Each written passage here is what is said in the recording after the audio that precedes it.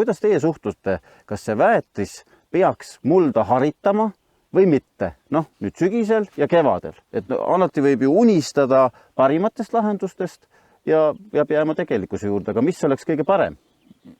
Igal juhul on ta parem, kui ta on ikkagi taime juurele võimalikult lähedal. Ja kui me nüüd räägime, olgu ta siis sügisene või ka kevadine väetamine, et me ei külva ju seemet mulla pinnale.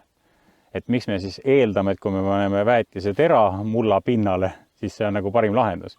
Et see on ikkagi põhimõtteliselt, me räägime kompromiss, kuna pinnad on suured ja on vaja jõuda. Ja meil on ka abistavad faktorid olemas. Meil on olemas vihm, mis seda edasi viib, eks ole. Aga kui me räägime, ega ju väga palju Eestis ikkagi, kui me räägime kombi külvikute kasutamisest, siis see väetis juba viiakse mulda. Samamoodi, kui me räägime kevadisest pealt väetamisest, siis eelistus on igal juhul see, et kui sa laotad selle NPK või NS-i ära ja pärast seda teed selle äästamise, et sa viita sinna 2-3 sentimeetri sügavusele. Et see on palju parem, sest ta esiteks kasutab mulla niiskust ära ja ta on sellele juurel lähemal.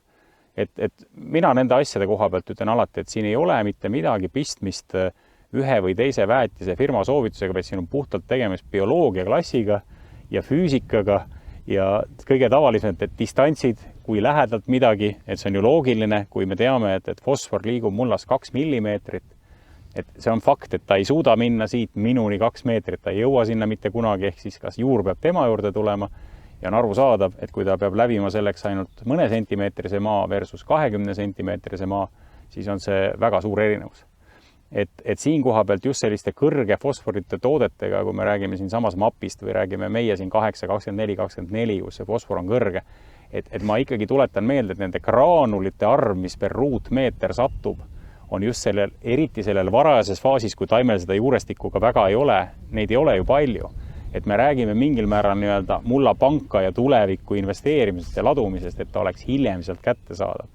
Ja on olemas teised väetised, mida mina ka nimetan, et need samad 17, 11, 12 või 18, 11, 13, 25, 15, nad tegelikult oma iseloomult sobivad sügisväetisteks hoopis paremini kui kevadväetisteks, sest tulles tagasi selle sama temperatuuri jutu peale, mida Margus rääkis, sügisel on see muld soe, ta on terve suvi seda korjanud ja see elementide arv, mis on sellel hetkel sealt kätte saadav, on kordades suurem kui sellel hetkel, kui kevadel meil on seal nii-öelda ainult +8 või +9, nagu praegu oli.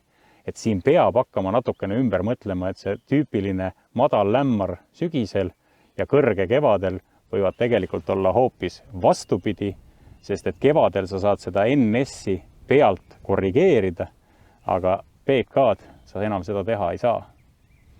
Nii et igal juhul mina viiks ta ikkagi mulda taimele lähemale.